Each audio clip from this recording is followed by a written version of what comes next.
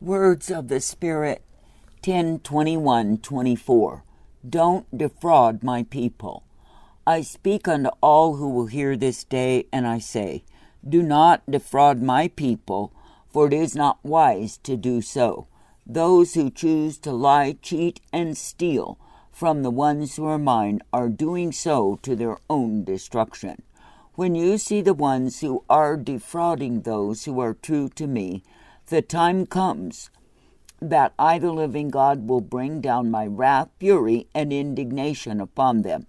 Then they shall pay for what they have done, and I will no longer tolerate their misconduct, for they are a grief and a shame to me. Be thankful this day that you can conduct yourselves in the way that I desire, if you are respecting and caring for one another as my people.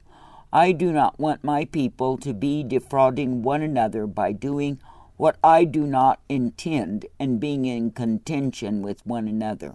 Therefore, do not be hasty to run after that which I do not intend, and by the same be alienated because of pursuing the values of the world.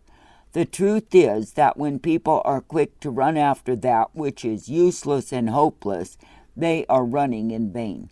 Sad to say, the goal in these times for the majority is to accumulate great riches, and by those riches to assume that you will remain fat and flourishing forever. You will not, for by such gain you will be taken down into the web that the enemies use to entice multitudes of those who are mine away from me.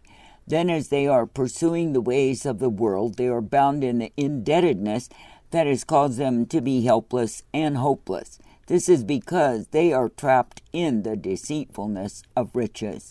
Therefore, keep under the mind of my Spirit, so you are not easily enticed and entangled in the ways of the world, and by the same taken down into the abyss of destruction. It is not wise to defraud one another, because you have become enticed and entangled in the world's ways. Better it is to be poor and right with me than to be rich and increased with goods and found defrauding my true people. Therefore do not be quick to hasten after that which is easily accessible, and in the same become trapped and taken captive by the world and the demonic forces who rule in the same. Those who are mine are meant to keep their vision stayed upon me, and to know that I am the one who directs, corrects, and guides by my Spirit.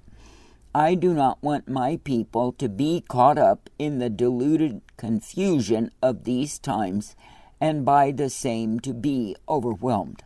My people are meant to keep their vision stayed upon me, and to know that I am the one who directs, corrects, and guides by my Spirit. I do not want my people to be caught up in the deluded confusion of these times, and by the same to be overwhelmed. My people are meant to keep their vision stayed upon me, and to come forth knowing beyond a doubt that I am the one who they are answerable to. From the days of old and in these times, I do not want my people to be found defrauding one another and pursuing the values of the heathen as though they were meant to have the same. The truth is, the heathen are bowing to idols that cannot do them any good, and in so choosing they are opposing me by their worship of false gods.